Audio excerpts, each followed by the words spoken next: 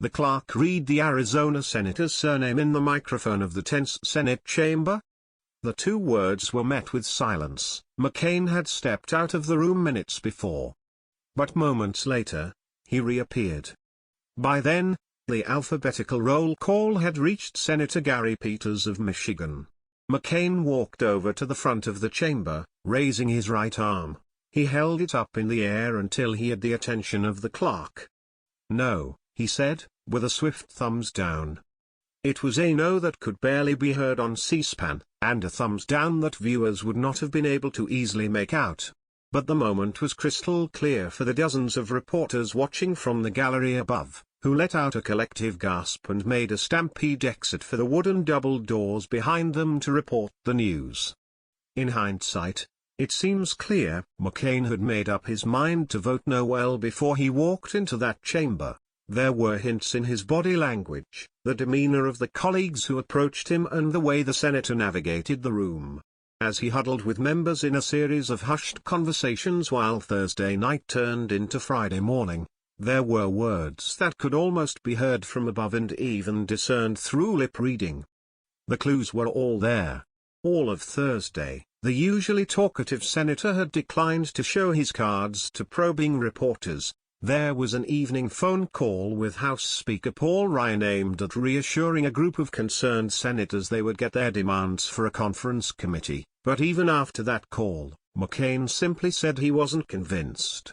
Since his dramatic return to the Senate several days earlier, McCain had agitated over the rushed and partisan way in which Republican leaders crafted their Obamacare repeal bill. Now, with the future of the GOP healthcare bill in great suspense, Senate Majority Leader Mitch McConnell needed 50 yes votes and could only afford 2 defections. McCain stepped out of his office in the Russell Building to make his way to the Capitol shortly before midnight. A CNN reporter was waiting for him, but until the moment he got into the elevator, the senator was on his cell phone.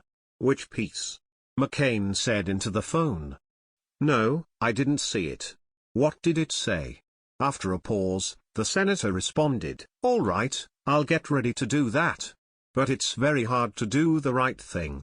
He ignored the reporter's question about how he would vote. When McCain walked onto the Senate floor, the chamber was still largely empty. The vote was called shortly after midnight and most senators still had not arrived. In the cavernous, air-conditioned room, McCain sat down behind a desk next to his best friend, Senator Lindsey Graham of South Carolina. From the gallery above, the intensity of the conversation was unmistakable. Both men leaned back into their seats, and it was McCain who did most of the talking, gesturing as though he were trying to explain something. Graham nodded along. Graham's phone, his famous flip phone, began to ring, and he stepped out the back to take the call.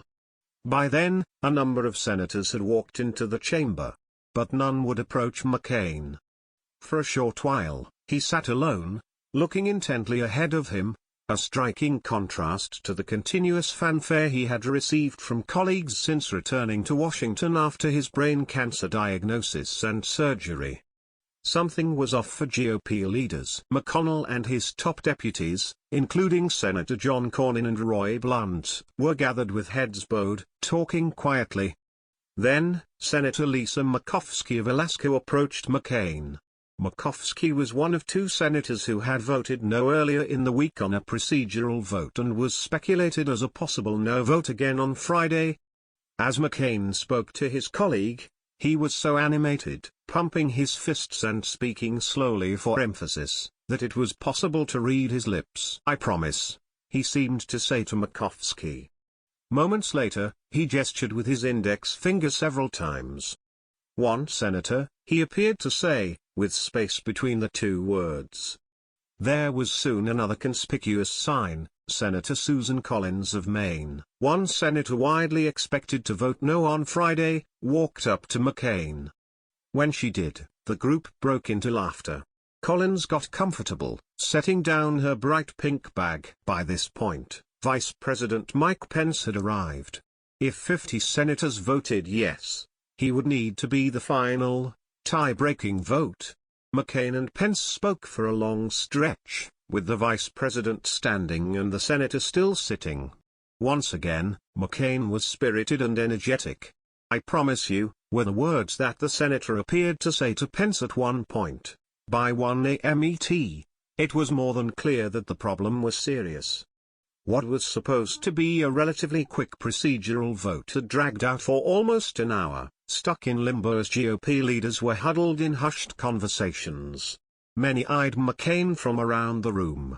Suddenly, the senator was on the move. He stood up from his desk, hugging and kissing Democratic Senator Kirsten Gillibrand, before walking over to the other side of the room where the Democrats sit, surrounded by colleagues from the other party including Senate Minority Leader Chuck Schumer. McCain abruptly flexed his arm inward like a gorilla. It was with such force and playfulness that reporters watching from above collectively laughed, prompting some of the senators to look up. Schumer smiled at the press. Senator Chris Coons, one of the senators in that huddle, said this was the moment that McCain informed them of his decision. "He stood with a group of us and said, 'I am a no,'" Coons told CNN afterwards.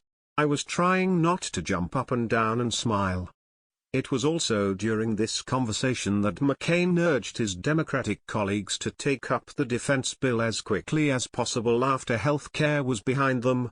McCain has hinted that he would likely be returning to Arizona for cancer treatment next week, and he hoped to have a vote on the defense bill on Friday. Shortly before the roll call began to be called, McCain briefly stepped out of the Senate chamber. Reporters would later learn that McCain spoke on the phone with President Donald Trump off of the Senate floor. The president tried, with no success, to change McCain's mind.